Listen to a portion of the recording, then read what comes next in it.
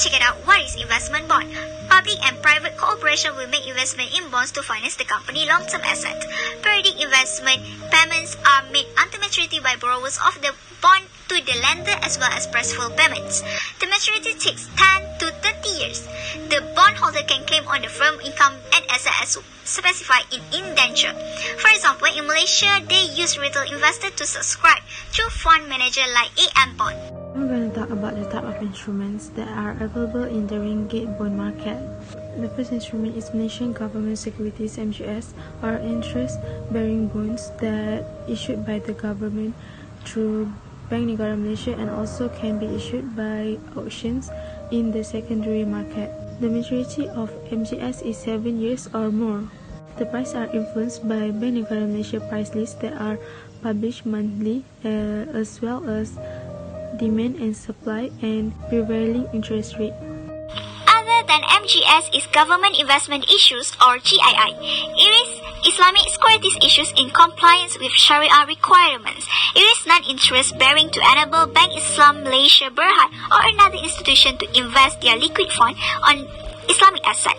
The maturity is between 1 to 5 years. For example, of government bonds are Malaysian saving bonds and khazanah bonds. The third instrument is Private Debt Securities (PDS) or Private Bond Market that provides an alternative to bank borrowings. The PDS market comprises of various types of instruments such as fixed rates, floating rates, zero coupons, convertible, non-convertible, and secured, non-secured. The maturity of PDS range from 3 to 20 years. The interest may be payable quarterly, semi-annually, and annually. The fourth instrument is cooperative, allow bondholders or investors to have the options of converting the bonds into common or ordinary shares of the issuing company in a specific time or hold the bonds until maturity, while non-convertible bonds will not have such options to convert the bonds into common or ordinary shares. The next type is secure bond. Secure bond or mortgage bond are bonds that are issued on a secure basis. It is secured by the company's specific asset, usually fixed assets that have a market value higher than the bond issued. In the event of bankruptcy, the trustee acting on behalf of the bondholder has the power to take over the properties and sell the asset. The proceeds will be used to pay the bondholders. Bonds that is not secure by any specific company's property. Investors are attracted to such debt instrument because of its strong earning power. Since only reputable and credit-worthy company will issue the debentures. Subordinated debentures are also known as junior debts, entitling the bondholder to get settlement only after all the senior creditors are paid off the company's liquidation. Due to the nature of such claims, a subordinated debenture has a yield that is higher than the other form of bond. Lastly, income bond has a cumulative dividend futures that is limited to no more than 3 years.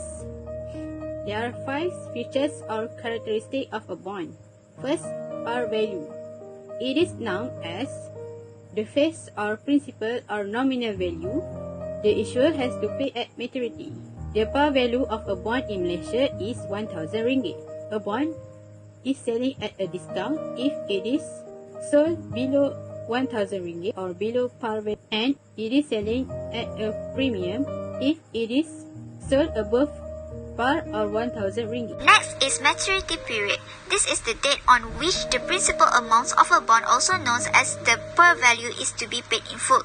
Generally, a bond that measures in 1 to 3 years is referred to as a short-term bond. Medium or intermediate terms bonds generally are those that measure in 4 to 10 years, and long-term bonds are those with a maturities greater than 10 years. Wherever the duration of the bond, the borrower fulfills its debt obligation when the bond reaches its maturity date, and the final interest payment and the original sum loaned are paid to you. Coupon rate is indicated as the percentage of the par value of the bond that will be paid out periodically, for example annually, semi-annually or quarterly in the form of interest by the company of the beholder. The interest payment is calculated by multiplying the coupon rate by the bond face value. Most bonds have fixed coupon rate. Fixed rate bonds are considered safer than floating rate bond, but their yield may be lower. The coupon rate tells us what cash flow a bond will produce, not the value of those cash flow. In the case of insolvency, claims of debt in general, including bonds, are honored before those of both common stock and preferred stock. Bonds also have a claim on income that comes ahead of a common and preferred stock.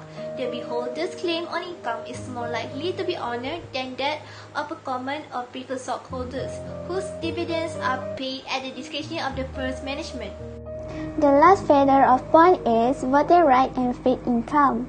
Bonds do not typically come with a voting right.